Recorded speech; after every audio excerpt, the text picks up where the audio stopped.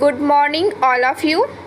पहा, लास्ट लेक्चरला काय केलं होतं आपण, तर सेकंड चॅप्टर एंड केलं होतं. त्यामध्ये कोणत्या कोणत्या डेफिनेशन झाल्या होत्या पहा.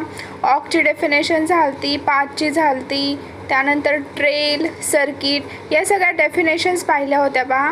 हा पूर्ण चॅप्टर त्या डेफिनेशनवर डिपेंड आहे. सो त्या डेफिनेशन काय करायच्यात, व्यवस्थित करायच्यात. क्लोज्ड ऑक कशाला म्हणायचे, नंतर ओपन ऑक कशाला म्हणायचे, सर्किट, पाथ, ट्रेल, ह्या डेफिनेशन्स काय करायच्यात, तर व्यवस्थित करायच्यात. तुमचा नेक्स्ट चॅप्टर आहे पहा, chapter third, Eulerian and Hamiltonian graph. यामध्ये मेन पॉईंट्स कोणते आहेत, तर आयलेरियन अँड हॅमिल्टोनियन या दोन पॉईंटवरच हा चॅप्टर तुमचा डिपेंड आहे. खूप इझी चॅप्टर आहे पहा. जर समजला तर खूप इझी आहे, जर नाही समजला तर खूप अवघड आहे. तो काय करायचं आहे, डेफिनेशन्स व्यवस्थित क्लिअर करायच्या, तेव्हा तुम्हाला हा चॅप्टर काय होणार आहे, व्यवस्थित क्लिअर होणार आहे. सो पहा, चॅप्टर थर्डमध्ये तुमची फर्स्ट डेफिनेशन आहे आयलेरियन सर्किट और आयलर सर्किट, और त्याला नेम आहे आयलर सायकल. तर या डेफिनेशन काय सांगतं पहा, a closed arc which visit every edge of the graph exactly once. म्हणजे काय की अशी सर्किट किंवा असे सायकल जे क्लोज्ड ऑक असणार आहे.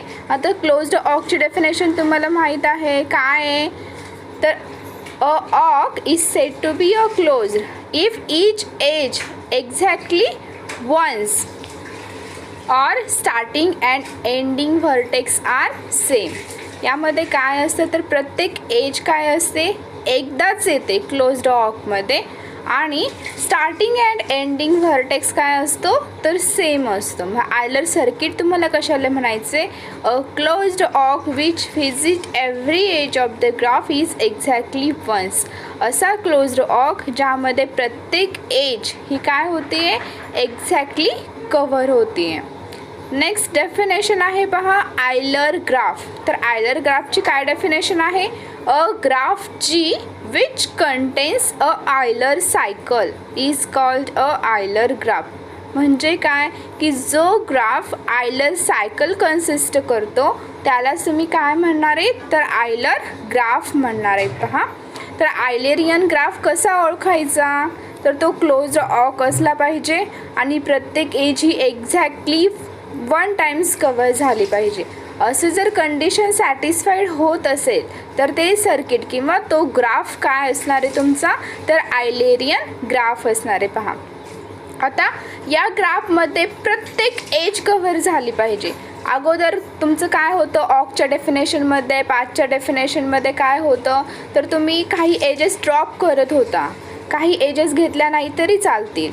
पण आयलेरियन ग्राफमध्ये तसं नाही आहे. आयलेरियन ग्राफमध्ये तुम्हाला प्रत्येक एजचा विचार करायचा आहे आणि हा ग्राफ तुमचा एजेसवरच डिपेंड असणार आहे. सो आयलेरियन सर्किट किंवा आयलेरियन ग्राफमध्ये तुम्हाला काय करायचं आहे, प्रत्येक एज कव्हर करायची आहे आणि ज्याचा starting and ending vertex only same राहणार आहे. हा आयलेरियन ग्राफ असणार आहे पहा. जेव्हा आपण ह्याचा एक्झाम्पल पाहू तेव्हा तुम्हाला व्यवस्थित कव्हर होणार आहे किंवा समजणार आहे. सो याचा एक्झाम्पल पाहूया की आयलेरियन ग्राफ कशाला म्हणायचे किंवा आयलेरियन सर्किट कशाला म्हणायचे. ठीक आहे, पहा आता डेफिनेशन तर तुम्ही वाचलेलीच आहे. आता यावरचं एक्झाम्पल, तर एक्झाम्पल व्यवस्थित ऑब्झर्व करा पहा. तर किती नंबर ऑफ दोन एक्झाम्पल्स दिले, ते एक आयलेरियन ग्राफचं एक्झाम्पल दिलं आहे आणि जे सेकंड एक्झाम्पल आहे it is the not Euler graph. तर का हा आयलर ग्राफ का नाही आहे किंवा फर्स्ट ग्राफ आहे तो आयलर ग्राफ का आहे, तर ते मी एक्सप्लेन करून सांगणार आहे पहा. फर्स्ट ग्राफ व्यवस्थित ऑब्झर्व करा. तर किती नंबर ऑफ व्हर्टायसेस दिले ते फर्स्ट ग्राफमध्ये ऑब्झर्व करा पहा. A B C D E F, that is the 6 number of vertices दिलेले आहेत आणि प्रत्येकामध्ये काय दिलेले आहेत, तर एजेस दिलेले आहेत. इथे मी एजेसला नेम दिलेले नाही आहेत पहा, तुम्ही इथं एजेसला नेम पण देऊ शकता. आता हा ग्राफ हा आयलेरियन ग्राफ आहे की नाही किंवा आयलर ग्राफ आहे की नाही ते आपल्याला चेक करायचं. तर कसं चेक करणार, फर्स्टली ते आयलर सर्किट आहे की नाही ते चेक करावं लागेल. जर यामध्ये आयलर सर्किट फॉर्म होत असेल तर तो ग्राफ काय असणार आहे, तर आयलर ग्राफ असणार आहे. आता आयलर सर्किटची डेफिनेशन काय सांगते, a closed arc which visit every edge of the graph exactly once. असा क्लोज्ड ऑक की ज्यामध्ये प्रत्येक एज एक्झॅक्टली 1 टाइम्स कव्हर होणार आहे. आता आयलेरियन ग्राफमध्ये तुम्हाला काय सांगितलं आहे की प्रत्येक एजचा विचार करायचा आहे. इथं एक पण एज ड्रॉप करायची नाही आहे आणि प्रत्येक एज ही एकदाच कव्हर झाली पाहिजे आणि याचा स्टार्टिंग आणि एंडिंग व्हर्टेक्स सेम असला पाहिजेत. या 3 कंडिशन्स लक्षात ठेवायच्यात. कोणत्या कोणत्या? याचा स्टार्टिंग एंडिंग व्हर्टेक्स सेम असला पाहिजे, प्रत्येक एज ही काय झाली पाहिजे, एकदाच कव्हर झाली पाहिजे आणि प्रत्येक एज ह्या ग्राफमधली यामध्ये आली पाहिजे. ठीक आहे, या 3 गोष्टी ह्या ग्राफच्या व्यवस्थित लक्षात ठेवायच्यात. पहा आता मी खाली आयलेरियन सर्किट दिलंय पहा फर्स्ट ग्राफच्या खाली. तर काय हे आयलेरियन circuit? A to F, F to E, E to A to B, B to D, D to E, E to B, B to C, C to D and D to A. पहा या सर्किटमध्ये प्रत्येक edge ही एकदाच cover होते. तुम्ही wattless तर check करू शकताय.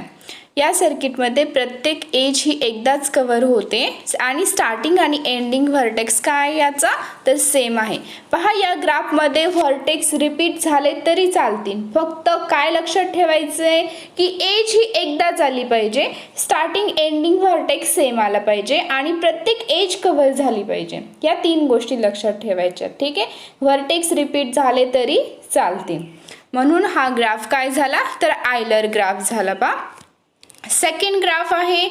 किती नंबर ऑफ व्हर्टायसेस आहेत तर A B C D 4 number of vertices आहेत. तुम्ही A पासून जर स्टार्ट केलं पहा A to B, B to C, C to D, D to B असं गेलं तर एक पाथ होईल, पण A to D ही एज यामध्ये कव्हर होणार नाही आहे. म्हणजे एक तरी एज यामध्ये ड्रॉप करावी लागेल तेव्हा हा सर्किट किंवा पाथ होईल. त्यामुळे हा आयलेरियन ग्राफ नाही आहे. सो आयलेरियन ग्राफ समजलाय का? काय लक्षात ठेवायचं आहे आयलेरियन ग्राफमध्ये की प्रत्येक एज ही कव्हर झाली पाहिजे, प्रत्येक एज एक्झॅक्टली 1 टाइम्स असली पाहिजे आणि याचा स्टार्टिंग आणि एंडिंग व्हर्टेक्स सेम असला पाहिजेत. या कंडिशन्स आयलेरियन ग्राफमध्ये मोस्ट इम्पॉर्टंट आहेत. पहा आणि हा ग्राफ ड्रॉ कसा करायचा आहे? सपोज हा जर आयलेरियन ग्राफ असेल तर तुम्ही आता इथे पहा A पासून स्टार्ट केला हा ग्राफ. A पासून जेव्हा तुम्ही ग्राफ स्टार्ट करता ना तेव्हा पेन हातामध्ये घ्यायचा आहे आणि हा ग्राफ पेन न उचलता ड्रॉ करायचा आहे.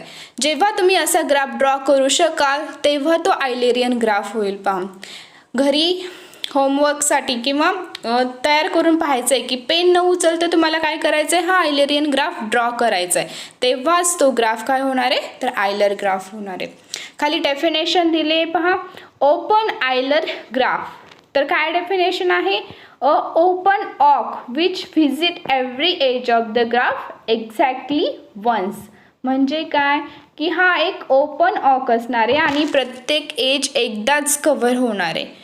म्हणजे ओपन ऑकची डेफिनेशन तुम्हाला माहीत आहे काय सांगते? ओपन ऑकमध्ये स्टार्टिंग आणि एंडिंग व्हर्टेक्स सेपरेट असतात किंवा डिफरंट असतात आणि प्रत्येक एज काय होते तर एक्झॅक्टली 1 टाइम्स कव्हर होते. तर ओपन आयलर ग्राफ काय सांगतोय? A open arc which visit every edge of the graph is exactly once. And semi Euler graph काय सांगतोय? The definition is if a graph contains a open Euler arc is called the semi-Euler graph. Means काय की जो graph हा open Euler graph असणार आहे त्यालाच तुम्ही काय म्हणणार आहे तर सेमी आयलर ग्राफ असं म्हणणार आहेत. याला युलर असंही म्हणतात किंवा आयलर असंही म्हणतात. तुम्ही काहीही म्हणू शकता, एकतर युलर म्हणा किंवा आयलर म्हणा तुमच्या मनाने. ठीक आहे. सो युलर ग्राफ हा व्यवस्थित लक्षात ठेवायचा आहे. पहा कोणत्या कंडिशन सॅटिस्फाईड होत आहे तर प्रत्येक एज यामध्ये आली पाहिजे, प्रत्येक एज ही एक्झॅक्टली 1 टाइम्स आली पाहिजे आणि स्टार्टिंग एंडिंग व्हर्टेक्स हा सेम असला पाहिजे. मी खूप वेळा रिपीट केलं आहे. पहा तुम्हाला डेफिनेशन्स व्यवस्थित क्लिअर झाली असेल. ठीक आहे. सो आता नेक्स्ट पॉईंट पाहणार आहे आपण हॅमिल्टोनियन ग्राफचा. हॅमिल्टोनियन ग्राफकडे जाण्या अगोदर एक थेरम दिलाय पहा.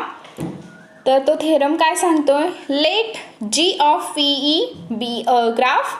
G is a Eulerian graph if G is connected and degree of each vertex is even. या थेरमचा मीनिंग काय होतो पहा, जर G हा कनेक्टेड ग्राफ असेल आणि प्रत्येक व्हर्टेक्सची डिग्री जर इव्हन असेल तर तो ग्राफ काय असणार आहे, तर आयलेरियन ग्राफ असणार आहे किंवा युलर ग्राफ असणार आहे. काय थेरम सांगतोय की जी हा कनेक्टेड म्हणजे ग्राफ हा कनेक्टेड पाहिजे आणि प्रत्येक व्हर्टेक्सची डिग्री ही इव्हन पाहिजे. ह्या दोन कंडिशन जर सॅटिस्फाईड होत असतील तर तो गिव्हन ग्राफ काय असणार आहे, तर युलर ग्राफ असणार आहे किंवा आयलेरियन ग्राफ असणार आहे. खाली एक्झाम्पल दिलंय पहा, क्वेश्चन दिलाय, check the given graph is Euler or not. म्हणजे हे जे गिव्हन ग्राफ्स आहेत ते युलर ग्राफ आहेत की नाही हे आपल्याला चेक करायचं आहे. तर कसं चेक करणार आहेत, फर्स्ट ग्राफ ऑब्झर्व करा पहा. तर किती नंबर ऑफ व्हर्टेक्स आहेत, तर 6 नंबर ऑफ व्हर्टेक्स दिलेले आहेत. आता हा ग्राफ युलर होईल की नाही तर काय करायचं आहे, प्रत्येकाची डिग्री चेक करायची आहे. डिग्री कशी चेक करता, की त्या व्हर्टेक्सवर जेवढ्या नंबर ऑफ एजेस इन्सिडेंट होणार आहेत किंवा होत आहेत ती त्याची काय असणार आहे, तर डिग्री असणार आहे. पहा व्हर्टेक्स ए व्हर्टेक्सवर किती नंबर ऑफ एजेस इन्सिडेंट होत आहेत, तर 2 number of edges, F to A and B to A. So degree of A is 2. प्रत्येकाची डिग्री चेक करायची आहे. A ची डिग्री 2 झाली, B ची किती झाली पहा, B कडे किती नंबर ऑफ एजेस इन्सिडेंट होत आहेत, तो 1 2 3 4 5 नंबर ऑफ एजेस. पहा B ची डिग्री 5 झाली म्हणजे ह्या B व्हर्टेक्सची डिग्री ऑड झाली आणि आपलं काय कंडिशन आहे की प्रत्येक व्हर्टेक्सची डिग्री काय पाहिजे, इव्हन पाहिजे या थेरमनुसार. तेव्हा तो गिव्हन ग्राफ काय असणार आहे, तर युलर ग्राफ असणार आहे. सो B ची डिग्री 5 आली, C ची 2 आली आहे, D ची 3 आहे, E ची 3 आहे आणि F ची पण 3 आहे. सो इथे ऑड डिग्री व्हर्टेक्स येत आहेत, मीन्स फर्स्ट ग्राफ आहे तो युलर ग्राफ नाही आहे. सिमिलरली सेकंड ग्राफ तुम्ही चेक करायचा आहे की तो युलर आहे की नाही. हा थेरम कधी यूज करायचा आहे, जेव्हा तुम्हाला आयलेरियन सर्किट काढायला प्रॉब्लेम येत असतील किंवा एखादा ग्राफ खूप कॉम्प्लिकेटेड असेल की तुम्हाला त्यामध्ये हा युलर सर्किट आहे की नाही, युलर ग्राफ आहे की नाही हे सांगताच येणार नाही आहे. त्या ग्राफमध्ये हा थेरम खूप युजफुल आहे पहा. किंवा काही सेकंदामध्ये तुम्हाला फाइंड आउट करायचं असेल की गिव्हन ग्राफ युलर आहे की नाही ते चेक करण्यासाठी तुम्हाला या थेरमचा यूज करता येईल. की या थेरमनुसार तुम्हाला गिव्हन ग्राफ युलर आहे की नाही ते सांगता येते. त्यासाठीच काय करायला लागतं, तर प्रत्येक व्हर्टेक्सची डिग्री ही इव्हन आहे की नाही आणि तो ग्राफ कनेक्टेड आहे की नाही हे चेक करायचे. सो गिव्हन ग्राफ हा कनेक्टेड आहे आणि प्रत्येकाची डिग्री ही ऑड येते, प्रत्येकाची नाही पण काही व्हर्टेक्सची त्याची ऑड येते, म्हणून हा ग्राफ हा युलर ग्राफ नाही आहे. सिमिलरली सेकंड ग्राफ चेक करायचा आहे की युलर आहे की नाही आणि आन्सर्स राईट डाऊन करायचे आहे. पहा मी होमवर्कला हा क्वेश्चन दिला आहे, तुम्हाला काय फक्त चेक करायचं आहे युलर ग्राफ आहे की नाही ते यस ऑर नो मध्ये मेन्शन करायचं आहे आणि का त्याचं रिझन लिहायचं आहे. होमवर्कसाठी हा क्वेश्चन आहे. आता नेक्स्ट डेफिनेशन पाहूयात. पहा तुमची नेक्स्ट डेफिनेशन आहे Hamiltonian cycle or Hamilton circuit. तर ही डेफिनेशन काय सांगते, in a connected graph is defined as a closed arc that traverse every vertex of G is exactly once except starting and ending vertex. Means काय की असा connected graph जो closed arc असणार आहे and travels every vertex of G is exactly once. म्हणजे प्रत्येक vertex हा exactly 1 times आला पाहिजे. पहा आयलेरियनमध्ये काय होतं, तर प्रत्येक एज आपण कव्हर करत होतो, पण आता हॅमिल्टोनियनमध्ये काय करायचं आहे, तर प्रत्येक व्हर्टेक्स कव्हर करायचं आहे. एक्सेप्ट म्हणजे स्टार्टिंग अँड एंडिंग व्हर्टेक्सला सोडून प्रत्येक व्हर्टेक्स काय असणार आहे, तर 1 टाइम्स कंटेन होणार आहे किंवा त्याचं सर्किट तयार होणार आहे. सो हॅमिल्टोनियन सर्किट काय सांगताय, in a connected graph is defined a closed arc. आता आर्क आहे म्हणजे काय की प्रत्येक एज ही एक्झॅक्टली 1 टाइम्स येणार आहे असं ऑकमध्ये काय आहे तर प्रत्येक एज ही कवर होते किंवा नाही होते असं सांगता येणार नाही, पण प्रत्येक एज ही एक्झॅक्टली 1 टाइम्सच येते, एवढं लक्षात ठेवायचं आहे. सो हॅमिल्टोनियन ग्राफमध्ये कोणत्या कोणत्या कंडिशन सॅटिस्फाईड होत आहे, प्रत्येक एज ही एक्झॅक्टली 1 टाइम आली पाहिजे, पण प्रत्येक एज कव्हर झालीच पाहिजे अशी कंडिशन यामध्ये नाही आहे, आणि प्रत्येक व्हर्टेक्स हा एक्झॅक्टली 1 टाइम आला पाहिजे. ह्या 2 कंडिशन्स लक्षात ठेवायच्यात आणि याचं स्टार्टिंग आणि एंडिंग व्हर्टेक्स सेम पाहिजे. त्यालाच तुम्ही काय म्हणणार आहे तर हॅमिल्टोनियन सर्किट किंवा हॅमिल्टोनियन सायकल असं म्हणणार आहेत. त्यानंतरची डेफिनेशन आहे पहा हॅमिल्टोन ग्राफ. तर हॅमिल्टोन ग्राफ कशाला म्हणायचं आहे, a graph G is said to be a Hamiltonian if it is the Hamiltonian circuit. ज्या ग्राफमध्ये हॅमिल्टोनियन सर्किट फाइंड होईल त्याच ग्राफला तुम्ही काय म्हणणार आहेत तर हॅमिल्टोन ग्राफ म्हणणार आहेत. खाली एक्झाम्पल दिलंय पहा, तर हा ग्राफ हा हॅमिल्टोनियन ग्राफ किंवा हॅमिल्टोनियन सर्किट ही कधी असेल तर पहा, ऑब्झर्व करा हा ग्राफ. तर किती नंबर ऑफ व्हर्टेक्स यामध्ये दिलेले आहेत, ABCDEFG 7 नंबर ऑफ व्हर्टेक्स दिलेले आहेत. मी खाली त्याच्या शेजारीच हॅमिल्टोनियन सर्किट लिहिलेलं आहे पहा, कोणतं सर्किट आहे, so A to B, B to D, D to C, C to G, G to F, F to E and E to A is a Hamiltonian circuit. Hamiltonian circuit exist होत आहे म्हणूनच हा graph काय झाला तर हॅमिल्टोन graph झाला.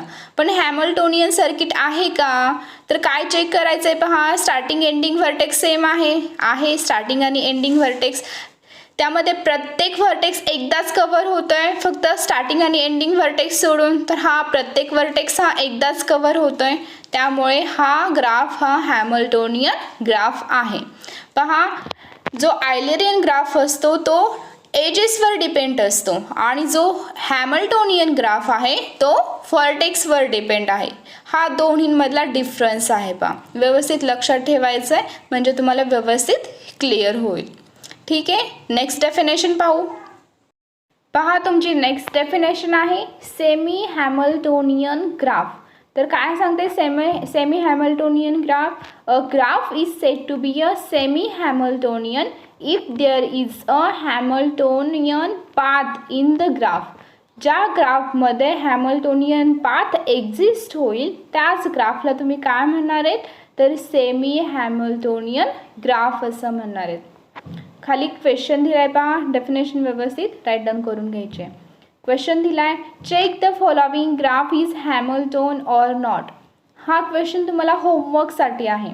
तर काय चेक करणार आहेत, असं हॅमिल्टोनियन सर्किट यामध्ये फॉर्म होतं आहे का की ज्याचं starting and ending vertex same असणारे, प्रत्येक व्हर्टेक्स हा एकदाच कव्हर होणार आहे आणि प्रत्येक एज ही एकदाच कव्हर होणार आहे. यामध्ये प्रत्येक एज ही आलीच पाहिजे असं नाही आहे, पण जी काही एजेस किंवा ज्या काही एजेस तुम्ही त्या सर्किटमध्ये घेणार आहेत त्या 1 टाइम्स असल्या पाहिजेत. एवढ्या कंडिशन्स यामध्ये सॅटिस्फाईड झाल्या पाहिजेत. पहा, इथे मी व्हर्टेक्सला नेम दिलेले नाही आहेत, ते नेम तुम्ही द्या, ABCDEFG असं द्या किंवा दुसरे नेम दिले तरी चालतील. तुम्हाला जे वाटतंय ते नेम द्यायचे आणि ते हॅमिल्टोनियन आहेत की नाही ते चेक करायचं आहे. होमवर्कसाठी हा क्वेश्चन आहे, प्रत्येकाने घरी सॉल्व करायचं आहे. पहा, खाली काही थेरम्स दिलेले आहेत. तर थेरम्स काय सांगताय 1 बाय 1 आपण पाहूयात.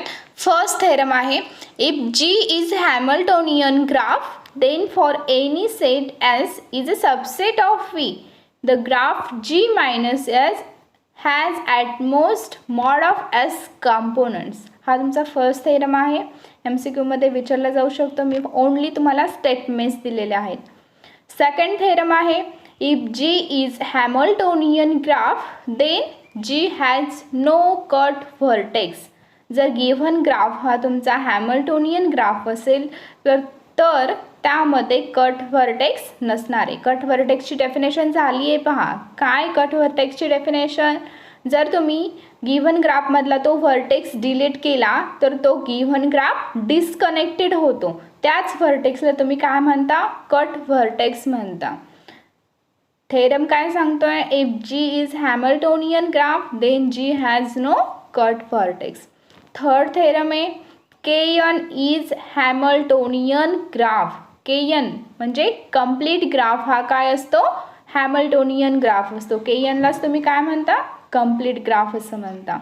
Fourth number Knn is a Hamiltonian, that is complete bipartite graph is a Hamiltonian graph. And fifth number काय, complete graph Kn has n minus 1 factorial divided by 2 different Hamiltonian cycles. म्हणजे काय, जो complete graph Kn असणार आहे त्यामध्ये किती number of different cycles असणार आहेत हॅमिल्टोनियनच्या, तर n-1 फॅक्टोरियल डिवायडेड बाय 2. जर तुम्हाला असा क्वेश्चन विचारला, find the different Hamiltonian cycle of the graph K3, तर कसं फाइंड आउट करणार आहे, n ची व्हॅल्यू 3 सबस्टिट्यूट करणार आहे and n-1 factorial divided by 2 या फॉर्म्युलामध्ये सबस्टिट्यूट करणार आहे, तुम्हाला डिफरंट हॅमिल्टोनियन सायकल्स मिळतील. सो हे थेरम व्यवस्थित लक्षात ठेवायचेत, यावर एक्झाम्पल पण येऊ शकतं किंवा स्टेटमेंट्ससुद्धा विचारले जाऊ शकतात. ठीक आहे, आता नेक्स्ट एक्झाम्पल पाहूया. एक नेक्स्ट क्वेश्चन दिलाय, check the given graph is Eulerian or Hamiltonian और बोथ.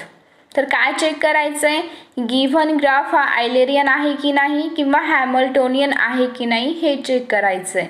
किती नंबर ऑफ व्हर्टेक्स दिले ते पहा गिव्हन ग्राफमध्ये, तर 5 नंबर ऑफ व्हर्टेक्स दिलेले आहेत.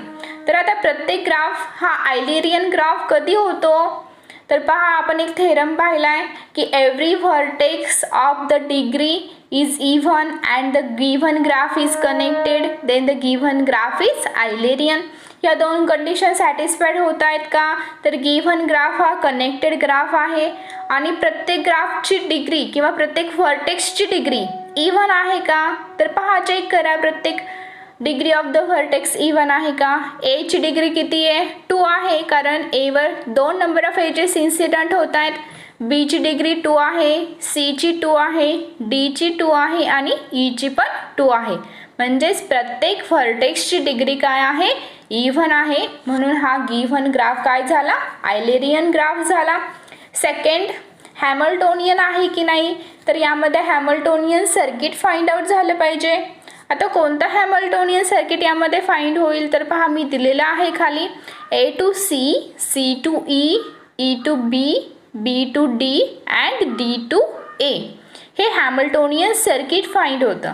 हे हॅमिल्टोनियन सर्किट आहे की नाही कसं चेक करता, तर स्टार्टिंग एंडिंग व्हर्टेक्स सेम पाहिजे, प्रत्येक व्हर्टेक्स हा एकदाच कव्हर झाले पाहिजे आणि यामधल्या ज्या एजेस आहेत त्या पण एक्झॅक्टली 1 टाइम्स आल्या पाहिजेत. म्हणजेच हा गिव्हन ग्राफ काय होणार आहे, हॅमिल्टोनियन ग्राफ होणार आहे. पहा हॅमिल्टोनियन ग्राफमध्ये प्रत्येक एज कव्हर झालीच पाहिजे अशी काहीही कंडिशन नाही आहे, पण आयलेरियन ग्राफमध्ये अशी कंडिशन आहे काय की प्रत्येक एज ही कव्हर झाली पाहिजे. ठीक आहे, फक्त हॅमिल्टोनियन ग्राफमध्ये व्हर्टेक्स हा प्रत्येक व्हर्टेक्स कव्हर झाला पाहिजे आणि आयलेरियन ग्राफमध्ये प्रत्येक एज कव्हर झाली पाहिजे. या दोन्हींमधला डिफरन्स आहे. ठीक आहे, आता आपण नेक्स्ट पॉइंट पाहणार आहे की जो आयलेरियन सर्किट फाइंड आउट करण्यासाठी युजफुल आहे किंवा वापरला जातो. पहा तुमचा नेक्स्ट पॉइंट आहे फ्लेअरीज अल्गोरिदम. तर हा पॉइंट काय सांगतोय पहा, किंवा याचं मीनिंग काय आहे, तर Fleury's algorithm can be used to find an Euler circuit किंवा Euler circuit in any connected graph in which each vertex has even degree. तर या अल्गोरिदमचा यूज कशासाठी होतोय की आयलर सर्किट किंवा युलर सर्किट फाइंड आउट करण्यासाठी. कोणत्या ग्राफचं, कनेक्टेड ग्राफचं. जसं आपण बाय डेफिनेशननुसार युलर सर्किट फाइंड आउट केलं होतं त्याचप्रमाणे फ्लेअरीज अल्गोरिदमचा यूज करून आपण युलर सर्किट फाइंड आउट करू शकतो. पहा, पण ही खूप लेंदी प्रोसेस आहे, खूप मोठं एक्झाम्पल आहे, जवळजवळ 1 ते 1.5 पेजेस याचा आन्सर आहे. सो हे अल्गोरिदम तुम्हाला एक्झामला विचारलं जाणार नाही, फक्त त्याचा यूज कशासाठी होतो ते विचारलं जाईल, किंवा युलर सर्किट तुम्ही कसं फाइंड आउट करणार आहे ते विचारलं जाईल. पण ते कसं फाइंड आउट करणार आहे किंवा हा अल्गोरिदम त्या सर्किटवर कसा ॲप्लाय होतो आहे हे तुम्हाला कुठेही विचारलं जाणार नाही, कारण हे खूप मोठं एक्झाम्पल आहे आणि तुमची एक्झाम ही MCQच्या फॉर्ममध्ये होणार आहे. सो ह्याचं एक्झाम्पल हे मोठं असणार आहे. सो शॉर्ट फॉर्ममध्ये याचं अल्गोरिदम किंवा शॉर्ट फॉर्ममध्ये याचं युलर सर्किट कसं फाइंड आउट करणार आहे, डायरेक्टली तुम्ही डेफिनेशनचा यूज करायचा आहे. तुम्हाला जरी क्वेश्चनमध्ये विचारलं by using Fleury's algorithm find the Euler circuit, तर तुम्हाला फक्त युलर सर्किटच फाइंड आउट करायचं आहे, तर डायरेक्टली डेफिनेशन यूज करायचे. डेफिनेशन काय सांगते की हा एक क्लोज्ड ऑक असला पाहिजे, प्रत्येक एज एक्झॅक्टली 1 टाइम्स कव्हर झाली पाहिजे आणि प्रत्येक एज ही कव्हर झाली पाहिजे.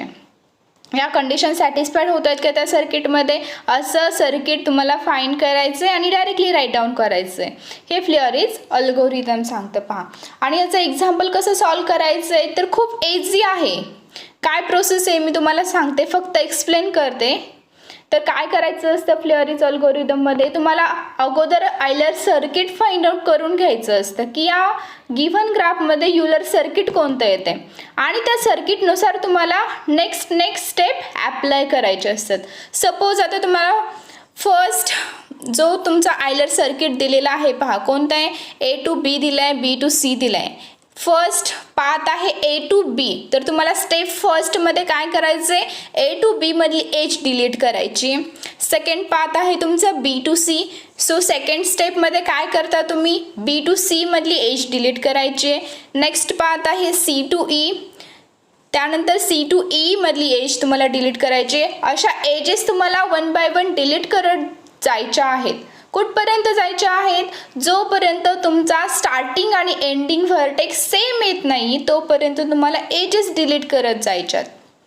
आणि नेक्स्ट लास्ट एक सिंगल व्हर्टेक्स तुमचा राहणार आहे जो A असणार आहे, त्यालाच तुम्ही काय म्हणणार आहेत तर स्टार्टिंग अँड एंडिंग व्हर्टेक्स म्हणणार आहेत. आणि जे सर्किट तुम्ही 1 by 1 एजेस डिलीट करत जाणार आहेत त्या सर्किटलाच तुम्ही युलर सर्किट म्हणणार आहेत. इथं मी डायरेक्टली दिलं आहे पहा की हे गिव्हन सर्किट आहे ते युलर सर्किट आहे.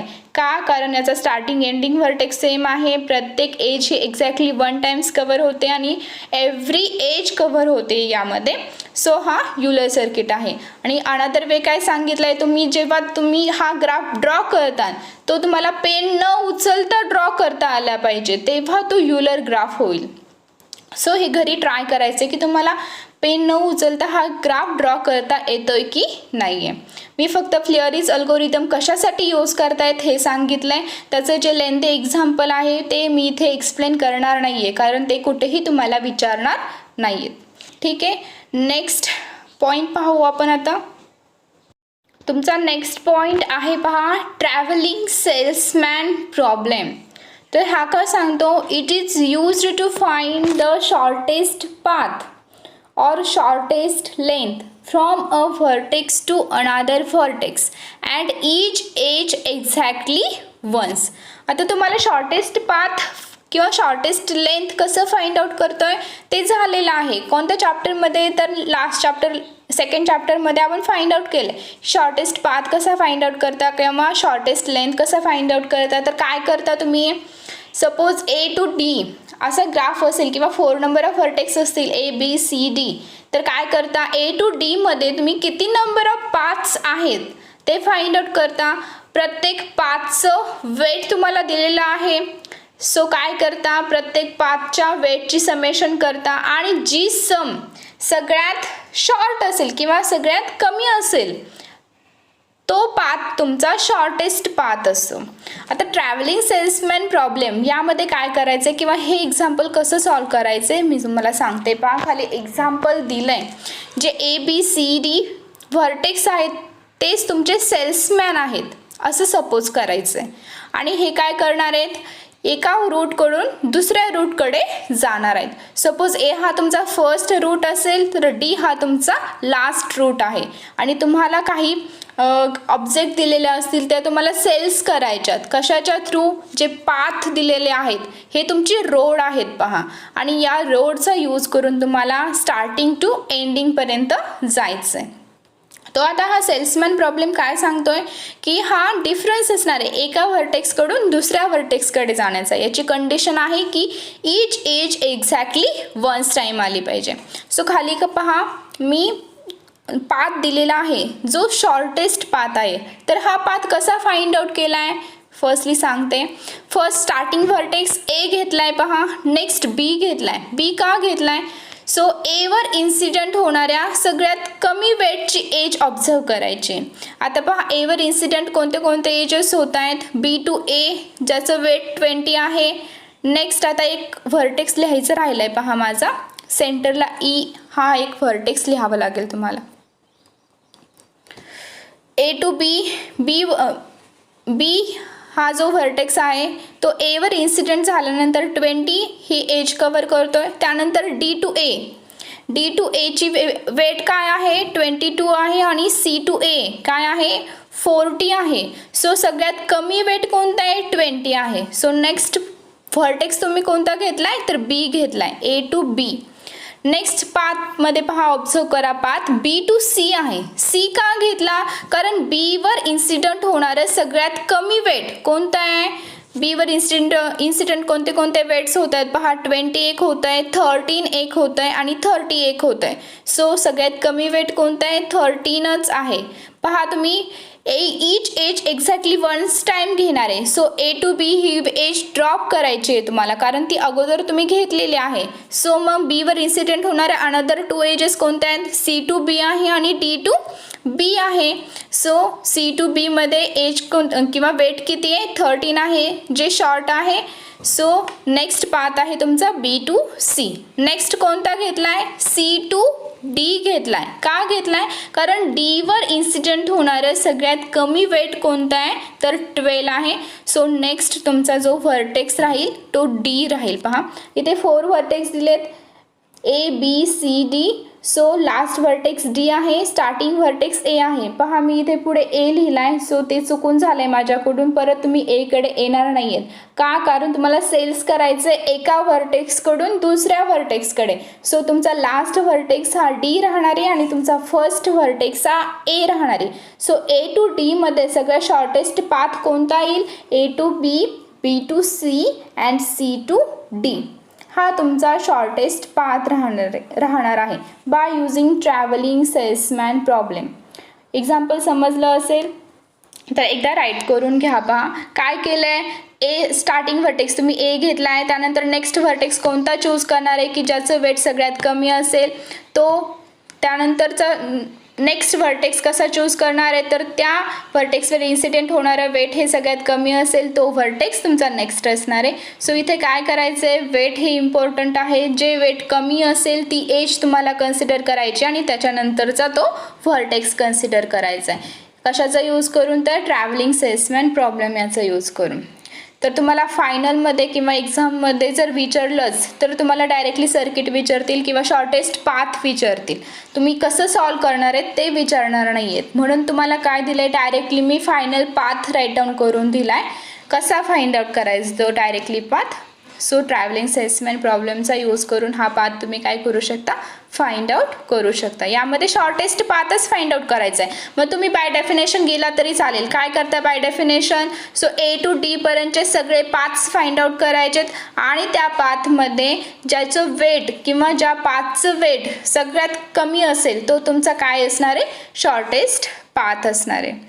त्याने पण जाऊ शकता किंवा याचा यूज केला तरी चालेल. पण ट्रॅव्हलिंग सेल्समॅनमध्ये शक्यतो याचाच यूज करायचा आहे कारण ही प्रोसिजर दिलेली आहे तुम्हाला. त्यामुळे कारण जर तुम्ही त्या मेथडनुसार किंवा बाय डेफिनेशन गेला तर तुमचा पाथ हा वेगळा पण येऊ शकतो. सो ट्रॅव्हलिंग सेल्समॅन प्रॉब्लेम व्यवस्थित राईट डाऊन करून घ्या आणि त्यानंतर एक्झाम्पल व्यवस्थित समजून घ्या. नेक्स्ट एक पॉईंट राहिला आहे पहा, चायनीज पोस्टमॅन प्रॉब्लेम. हा पॉईंट झाल्यानंतर आपला चॅप्टर संपणार आहे. पहा तुमचा नेक्स्ट पॉईंट आहे चायनीज पोस्टमॅन प्रॉब्लेम. तर हा काय सांगतो, it is used to find the shortest path that uses each edge exactly once.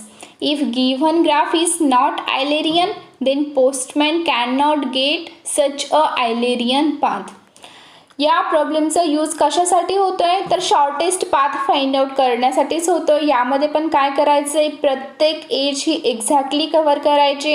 If given graph is not Eulerian then postman can not such a Eulerian path.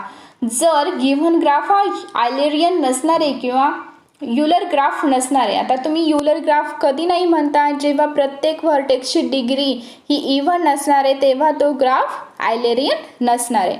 So काय करायचे तुम्हाला, firstly हा given graph आयलेरियन करून घ्यायचा आहे. तर कसं आयलेरियन graph करणार आहे तर प्रत्येक व्हर्टेक्सची डिग्री ही इव्हन आली पाहिजे अशी एक एज तुम्हाला त्या ग्राफमध्ये इन्सिडंट करायची आहे, तेव्हा तो गिव्हन ग्राफ काय होईल तर आयलेरियन होईल. पहा खाली एक्झाम्पल दिलंय मी. सो फर्स्ट ग्राफ जी दिलाय तो आयलेरियन आहे का तर नाही आहे. का, कारण बी या व्हर्टेक्सची डिग्री 3 येते आणि डी ह्या व्हर्टेक्सची डिग्री पण 3 येते. So given graph is not Eulerian. मग आयलेरियन करण्यासाठी तुम्ही काय करायचे की अशी एक एज इन्सिडंट करायची की तुमचा गिव्हन ग्राफ आयलेरियन होईल. सो कोणती एज मी इन्सिडंट केली आहे, बी टू डी पर्यंत एक अशी डुप्लिकेट एज इन्सिडंट केली आहे ज्याचं वेट मिनिमम असेल आणि गिव्हन ग्राफ हा आयलेरियन ग्राफ होईल. सो बी टू डी ही एक एज एक्झिस्ट केल्यानंतर जर ग्राफ आयलेरियन होत असेल तर तुम्हाला काय होईल, शॉर्टेस्ट पाथ यामध्ये फाइंड आउट करता येईल. कशाचा यूज करून, शॉर्टेस्ट पाथ अल्गोरिदम तुम्हाला दिलेला आहे पहा, त्याचा यूज करून तुम्हाला काय करायचं आहे, शॉर्टेस्ट पाथ फाइंड आउट करायचं आहे. कशामध्ये तर ह्या चायनीज पोस्टमॅन प्रॉब्लेममध्ये. चायनीज पोस्टमॅन प्रॉब्लेम याला का म्हटलं आहे तर तुम्हाला काय करायचं आहे, हे जे व्हर्टेक्स दिलेले आहेत ते तुमचे पोस्टमॅन असतील आणि ज्या एजेस दिलेल्या आहेत ते तुमचे रोड असणार आहेत पहा. आणि तुम्हाला काय करायचं आहे किंवा पोस्टमॅन काय करतो, एका ठिकाणाहून दुसऱ्या ठिकाणी लेटर पोस्ट करतो. त्याचप्रमाणे तुम्हाला इथे एका व्हर्टेक्सकडून दुसऱ्या व्हर्टेक्सकडे जाण्यासाठी शॉर्टेस्ट पाथ फाइंड आउट करायचा. हा चायनीज पोस्टमॅन प्रॉब्लेम सांगतो. पहा जे 3 आपण महत्त्वाचे पॉईंट्स पाहिले ते त्याचे एक्झाम्पल्स खूप लेंदी आहेत, पण एक्झामला तुम्हाला ते लेंदी एक्झाम्पल्स विचारले जाणार नाहीत. फर्स्ट कोणता पाहिला, फ्लेअरीज अल्गोरिदम. याचा यूज युलेरियन किंवा आयलेरियन सर्किट फाइंड आउट करण्यासाठी होतो. त्यानंतर कोणता पाहिला की ट्रॅव्हलिंग सेल्समॅन प्रॉब्लेम. त्याचा यूज तुम्ही शॉर्टेस्ट पाथ फाइंड आउट करण्यासाठी करता. आणि जो हा चायनीज पोस्टमॅन प्रॉब्लेम आहे त्याचा पण यूज तुम्हाला काय करायचा आहे तर शॉर्टेस्ट पाथ फाइंड आउट करण्यासाठी करायचा आहे. एवढं लक्षात ठेवायचं की कशाचा यूज कशासाठी केला जातो. MCQ मध्ये तुम्हाला हे विचारलं जाऊ शकतं. सो व्यवस्थित लक्षात ठेवायचे. आणि हे प्रॉब्लेम सॉल्व करत असताना तुम्हाला वेटेड ग्राफ मोस्ट ऑफ दिलेले असतील. इथे तुमचा हा चॅप्टर संपलेला आहे पहा. शॉर्ट चॅप्टर होता, एका लेक्चरमध्ये हा चॅप्टर कव्हर झालेला आहे. आणि हा चॅप्टर पाहण्या अगोदर या अगोदरच्या चॅप्टरच्या ज्या डेफिनेशन्स दिलेल्या आहेत पहा, मी ऑक, पाथ, ट्रेल, ते लेक्चर व्यवस्थित अटेंड करा. त्या डेफिनेशन्स व्यवस्थित क्लिअर करा. त्या जर डेफिनेशन तुम्हाला क्लिअर झाल्या नाही तर तुम्हाला हे Eulerian path, Eulerian circuit, Hamiltonian path, Hamiltonian circuit clear होणार नाहीत. या चॅप्टरमध्ये एवढंच मेन आहे की तुम्हाला आयलेरियन सर्किट, आयलेरियन पाथ समजला पाहिजे आणि हॅमिल्टोनियन सर्किट, हॅमिल्टोनियन पाथ समजला पाहिजे, तेव्हा तुम्हाला सगळे क्लिअर होणार आहे. सो व्यवस्थित अगोदरचा चॅप्टर करायचा आहे आणि त्यानंतर हे लेक्चर व्यवस्थित रीड, 2दा ऐकलं तरी चालेल, काही फरक पडत नाही आहे. 2दा लेक्चर अटेंड करा म्हणजे तुम्हाला लेक्चर व्यवस्थित समजेल. इथे तुमचा हा 3rd चॅप्टर संपलेला आहे. आता नेक्स्ट लेक्चरला आपण 4th चॅप्टर स्टार्ट करणार आहे. ठीक आहे, इथे लेक्चर स्टॉप करते. थँक्यू.